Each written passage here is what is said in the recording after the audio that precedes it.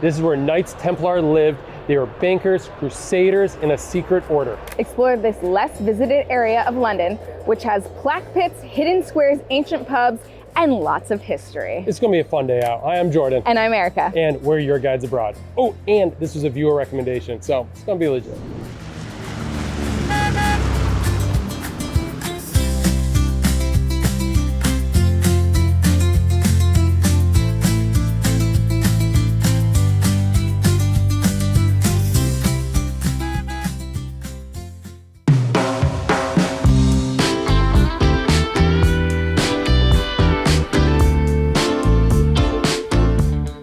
So we're starting our trip at St. Paul's Station, but you can also get off at Barbican Station too. We walk right by the Christ Church Greyfriars Garden, which is an old church that was built after the Great Fire, 1666, and then it was bombed during the Blitz.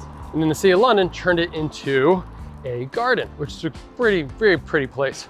And then right behind me is St. Bartholomew's Hospital, which fits really well into this idea of Crusaders and the Knights Templar, because a Crusader was very injured, very sick from being in the Crusades, and angel spoke to him and says, if you go back to London and build a hospital, good things will happen, and that's what he did.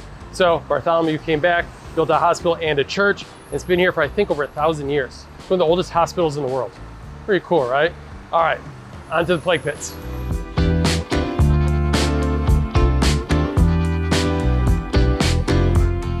Our first stop of the day is the Charterhouse. This was built in 1371 and it started as a monastery, then changed to a manor, then changed to a school. And actually the school then moved to Godalming, which is where we lived down in Guildford anyways, where we lived when we were in London a long time ago. And now today is an almshouse. Right now, I'm at Charterhouse Square, and this is the site of the Black Death burial site. In 2014, when they were building the Crossrail, which was the Elizabeth line is what they call it now, they actually stumbled across plague pits. The plague pits dated from 1348, 1361, in the early 15th century. And the Charterhouse, you can see it behind me, you can do tours of this. It's a great example of a 16th century rambling mansion. It's well preserved, and they do 2 tours a day. They're pretty well priced, and they'll take you around and just show you all the sights of this old mansion. And it's pretty cool because, like I said, you're right in the heart of London. So if you got time, add this to your day. This tour, you do this walk straight, it's 15 minutes or 2 miles, and it's all flat. So this is a nice, easy day out to take in a lot of good history. All right, onto a lot more history on this. To the next stop, into the temple.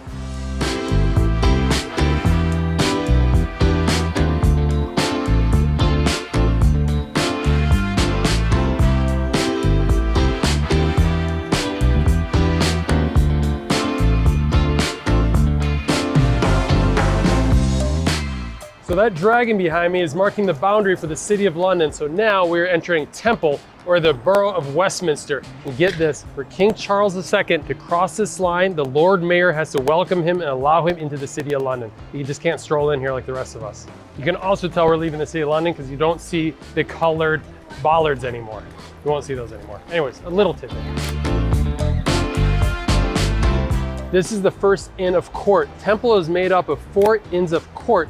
These are professional associations for judges and barristers. And to be able to practice law in England, you must be a member of one of the 4 courts. Oh, and they date from the 14th century. I'm in front of Gray's Inn right now. This is the first one as you enter Temple. Elizabeth I was the patron lady of this inn, and that was during its golden era. We're going to visit another one in Lincoln's Inn, which has a beautiful garden. This one is easy to skip. You can walk right by it. But anyways, a lot of Temple is made up of these Inns of Court, and they took over after the Knights Templar was kicked out. The king then let in the inns, or the lawyers, to take control of this area.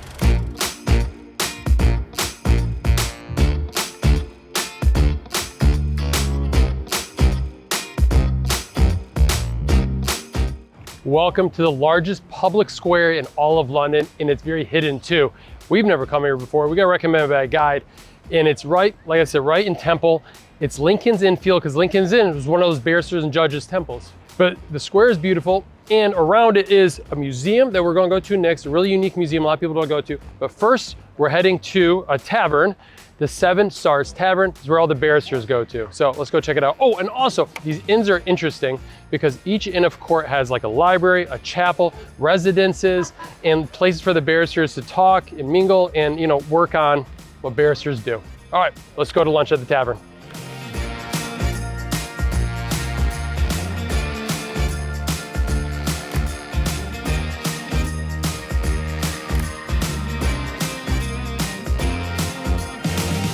We're leaving the pub right now and heading to the museum. You should probably do the museum first. But the pub, I must say, we're pleasantly surprised. It was nice. I think Mom was upstairs cooking. It was a nice menu, diverse, good pub. And it's cool because they keep with a barrister theme when you're inside the restaurant. Lots of old like movies from, with barristers in them. And of course the wigs, there's wigs are everywhere. And it's just something they do here with the wigs. All right, on to the museum.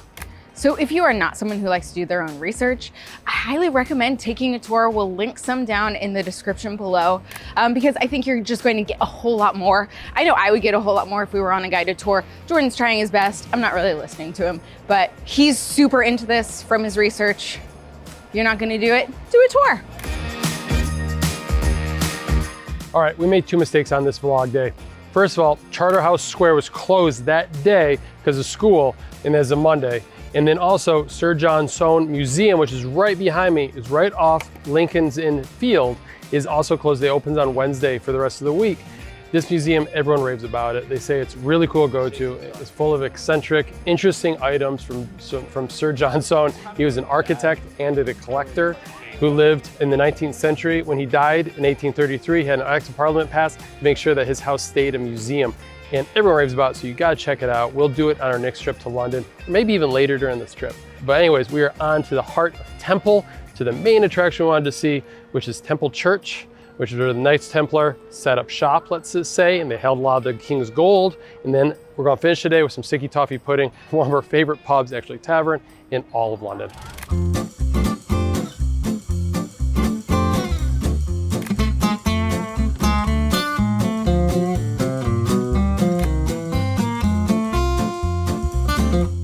All right, Erica just asked me, what are we looking at now? I'm not really listening to him. This is one of my favorite parts of London. Right behind me is the Royal Courts of Justice. This houses the High Court and the Court of Appeals. Very cool building. It was built in 1882 and it was commissioned by Queen Victoria. She opened up the building for us. So very cool place. And like I said, this is rich in barrister and judges, so it makes sense that the Court of Appeals was built here. Now, right down the street here is the Temple Bar. I love that name, Temple Bar. So medieval London was expanding, right, outside the city walls. So they created these series of gates, or literally bars across the road to control traffic and also control money and trade, things like that, checkpoints, if you will. So the famous Temple Bar is right here. Now it's marked by the Temple Bar Memorial. And that is the barrier between Fleet Street and the Strand, but also the City of London and Westminster. And they always say the money is made in the City of London and it's spent in Westminster. All right, let's go to Templar Church. It's this way.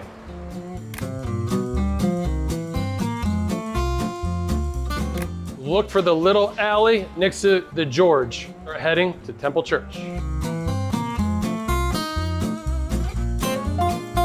Okay, we just went through the gate that goes from outer temple to inner temple. Outer temple represented outside the city limits, of City of London limits. Inner temple was inside the city limits. That was set by King Edward. That's why he named it after he kicked the Knights Templar out and took all their land.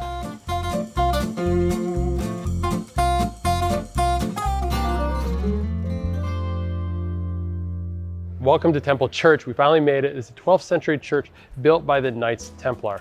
The Knights Templar founded Temple area, right? They were a religious and military order. Get this, they had a lot of power, they amassed it. They kind of served as the Bank of England.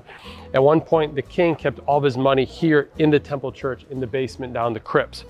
And you can tell it's a round church. That's how the Knights Templar built their churches. The original one being in Jerusalem. This one was round and they added on this other part of the church later. Unfortunately, this was bombed during World War II and it has been rebuilt, but there's still so much rich history here. So a little bit more about the Knights Templar. Like I said, they were crusaders, bankers, and quasi-independent from the crowns of Europe. Hence, they had a lot of power, and the people didn't like that, or the lords and kings didn't like that, so the Pope dissolved the Templars in 1312, and that's when King Edward II divided the temple into the inner and outer temple, and they shut down the Knights Templar. Since the 17th century, this area is now home to the law profession, with the Inns of Court, as we described earlier. It has been a big walk for us.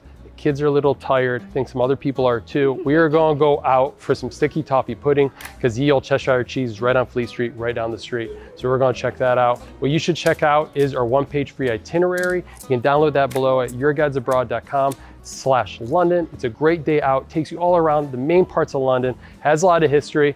Not as much as this one, but still great. Starts at Tower of London, takes you around the Thames, ends at St. Paul. You're absolutely going to love it. And we hope you like this video. We have fun exploring the cities, and thanks to viewer comments for recommending this area. All right, I'm going for sticky toffee pudding.